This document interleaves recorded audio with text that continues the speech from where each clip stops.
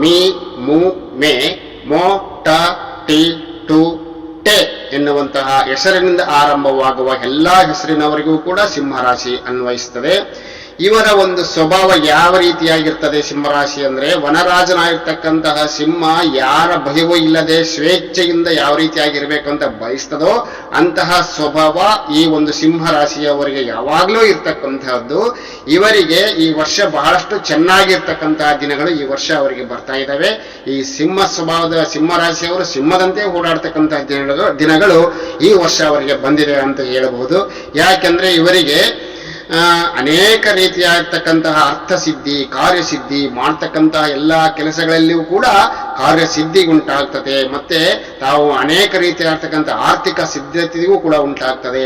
ಮತ್ತೆ ರಾಜಪ್ರಸಾದ ದೊರೆಯುವುದು ಅಂದ್ರೆ ನಾನಾ ರೀತಿಯಾಗಿರ್ತಕ್ಕಂಥ ಮೇಲಾಧಿಕಾರಿಗಳಿಂದ ಮನ್ನಣೆ ದೊರಕತಕ್ಕಂಥ ಸಾಧ್ಯತೆ ಇದೆ.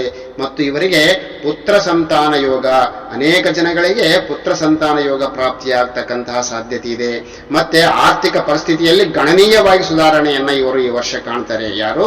ಸಿಂಹರಾಶಿಯವರು. ಮನೆ ನಿವೇಶನ ಹೊಂದಲು ಇವರಿಗೆ ಕೃಪೆ ಇದೆ. ಅಂದ್ರೆ ಗುರುವಿನ ಕೃಪೆ ಇದ್ದಾಗ ನೀವು ಹೊಸ ಮನೆಗಳನ್ನ ಪಡೆಯಬಹುದು, ಹೊಸ ಮನೆಗಳನ್ನ ಕಟ್ಟಿಸಬಹುದು. ಅವಿವಾಹಿತರಿಗೆ ಅಂದ್ರೆ ಮದುವೆಯಾಗದೇ ಇರ್ತಕ್ಕಂಥವರಿಗೆ ಈ ವರ್ಷ ಕಂಕಣ ಫಲ ಕೂಡಿ ಬರ್ತಕ್ಕಂಥ ಸಾಧ್ಯತೆ ಇದೆ. ಸಿಂಹರಾಶಿಯವರಿಗೆ ಯಾರು ಅವಿವಾಹಿತರಿದ್ದೀರೋ ಚಿಂತೆ ಮಾಡಬೇಡಿ, ಈ ವರ್ಷ ನಿಮಗೆ ಖಂಡಿತವಾಗಿ ವಿವಾಹವಾಗ್ತಕ್ಕಂಥ ಸಾಧ್ಯತೆ ಇದೆ.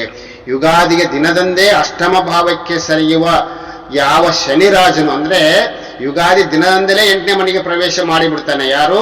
ಶನಿರಾಜ. ಸ್ವಲ್ಪ ಶನಿರಾಜನು ನಿಮಗೆ ಅಶುಭ ಫಲಗಳನ್ನು ಕೊಡ್ತಕ್ಕಂತಹ ಸಾಧ್ಯತೆ ಇದೆ. ದುಷ್ಟ ಜನರ ಸಹವಾಸದಿಂದ ನಿಮ್ಮ ಸ್ಥಾನ ಗೌರವಗಳಿಗೆ ಧಕ್ಕೆ ಉಂಟಾಗ್ತದೆ. ಆದ್ದರಿಂದ ದುಷ್ಟ ಜನಗಳ ಸಹವಾಸದಿಂದ ಸ್ವಲ್ಪ ದೂರ ಇರುವುದು ಬಹಳಷ್ಟು ಒಳ್ಳೆಯದು.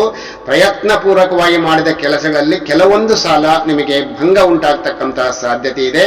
ಕೃಷಿಕರಿಗೆ ಅಂದ್ರೆ ಕೃಷಿ ಮಾಡುವವರಿಗೆ ಪಶುನಾಶದಿಂದ ಮತ್ತು ಅನೇಕ ರೀತಿಯಿಂದ ಸ್ವಲ್ಪ ನಷ್ಟವಾಗುವ ಸಾಧ್ಯತೆ ಇದೆ. ಯಾಕೆ? ಶನಿದೇವನು ಈ ವರ್ಷ 8ನೇ ಮನೆಯಲ್ಲಿ ಇರೋದ್ರಿಂದ ಕೃಷಿಕರಿಗೆ ಸ್ವಲ್ಪ ನಷ್ಟವಾಗುವ ಸಾಧ್ಯತೆ ಇದೆ. ಆದ್ದರಿಂದ ಶನಿ ಅಷ್ಟೋತ್ರ ನಾಮವನ್ನ ಪಠಿಸಿ ನಿಮ್ಮ ಕಾರ್ಯವನ್ನ ಸಿದ್ಧಿ ಮಾಡಿಕೊಳ್ಳಬಹುದು. ಯತ್ನ ಕಾರ್ಯಗಳೆಲ್ಲ ಭಂಗವಾಗ್ತಕ್ಕಂತಹದ್ದು, ದಾಂಪತ್ಯದಲ್ಲಿ ವಿರಸ, ಪ್ರಯಾಣಗಳಲ್ಲಿ ಹಾನಿ, ನಾನಾ ರೀತಿಯಾಗಿರ್ತಕ್ಕಂಥ ಕೆಲವು ಸಣ್ಣ ಪುಟ್ಟ ಜ್ವರಗಳು ಅಂದ್ರೆ ರೋಗ ಮತ್ತು ಚಿತ್ತಭ್ರಮೆ, ಮಾನಸಿಕ ಭಯ, ನರ ದೌರ್ಬಲ್ಯ ಇವೆಲ್ಲವೂ ಕೂಡ ಈ ವರ್ಷ ಸಿಂಹ ರಾಶಿಯವರಲ್ಲಿ ಕಂಡು ಬರ್ತಾ ಇದೆ.